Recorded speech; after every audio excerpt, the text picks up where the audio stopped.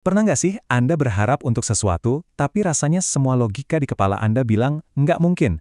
Nah, hari ini kita akan sama-sama menemukan kekuatan untuk tetap berharap, bahkan di tengah situasi yang kelihatannya mustahil.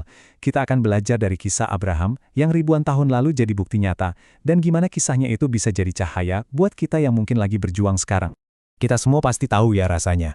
Momen di mana rasanya semua tembok itu seakan-akan merapat ke arah kita. Entah itu karena urusan keuangan, masalah keluarga yang pelik, atau ya sekedar merasa mentok aja dengan diri sendiri. Rasanya itu persis kayak berdiri di ujung tebing dan gak ada tempat lagi buat melangkah.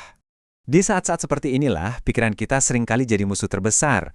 Logika kita mulai bekerja kan? Mulai membisikkan kalau semua pintu udah tertutup, semua perhitungan ujungnya buntu. Nah, dari situ keputusasaan mulai merayap masuk, bikin beban yang tadinya udah berat jadi terasa mustahil untuk diangkat. Di titik ini, harapan itu rasanya seperti barang mewah yang nggak bisa kita punya. Dan justru di tengah jurang keputusan asaan itulah, kisah Abraham ini jadi relevan banget buat kita. Coba deh, kita bayangkan posisinya. Dia itu berdiri di antara dua kutub yang sangat berlawanan. Di satu sisi ada janji Tuhan yang begitu besar, tapi di sisi lain ada realita hidupnya yang, ya, kelihatannya suram dan mustahil. Coba lihat deh, jurang antara realitas dan janji Tuhan untuk Abraham. Di satu sisi, kenyataannya pahit. Tubuhnya sudah tua, secara biologis mustahil punya anak. Semua fakta di depan matanya itu seakan berteriak, nggak mungkin. Tapi di sisi lain, ada janji yang luar biasa. Dia akan jadi bapa bagi banyak bangsa. Kesenjangan yang dalam ini mungkin terasa nggak asing ya buat Anda yang sedang berjuang saat ini. Jadi pertanyaannya, gimana caranya Abraham bisa menjembatani jurang yang mustahil itu? Gimana dia bisa tetap berdiri teguh waktu badai realitas menerpa? Nah, kuncinya itu ada di dalam satu ayat yang luar biasa, yang akan kita lihat sekarang. Coba kita resapi sama-sama ya. Sekalipun tidak ada dasar untuk berharap, ini pengakuan yang jujur banget, secara logika, harapan itu sudah nggak ada. Tapi lihat lanjutannya. Namun Abraham berharap juga dan percaya.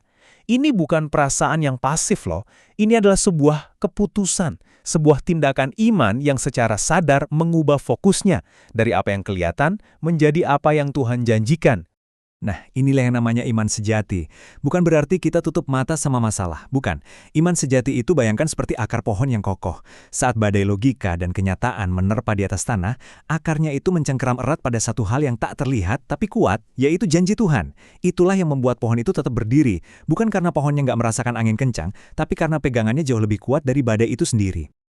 Oke, kisah Abraham ini luar biasa. Tapi gimana caranya kita menerapkan iman seperti itu dalam hidup kita? Ini bukan cuma sekedar teori loh. Ada langkah-langkah nyata yang bisa kita ambil untuk membangun kembali harapan yang mungkin sudah mulai rapuh di dalam hati kita.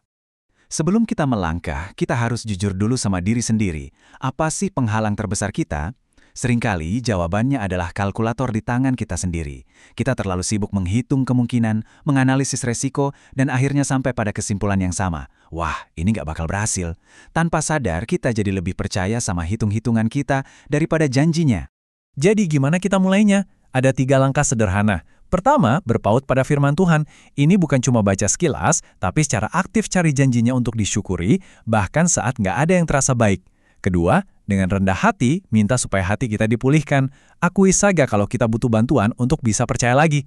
Dan yang terakhir, ini mungkin yang paling susah, lepaskan perhitungan kita. Serahkan kalkulator itu pada Tuhan, dan mulailah percaya pada cara berhitungnya. Setelah kita memahami semua ini, ujung-ujungnya cuma satu pertanyaan, apa respon kita? Karena pemahaman ini bukan untuk disimpan, tapi untuk ditindaklanjuti.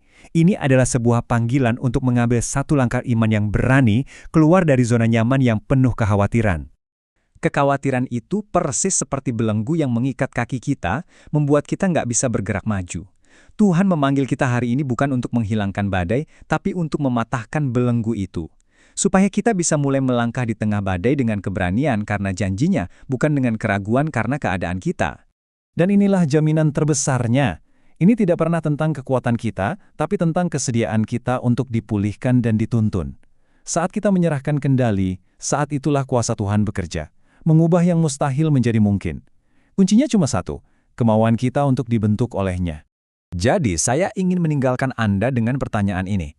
Bukan besok, bukan minggu depan, tapi hari ini. Apa satu langkah iman, sekecil apapun itu, yang bisa Anda ambil untuk keluar dari perhitungan Anda dan masuk ke dalam janjinya? Coba renungkan.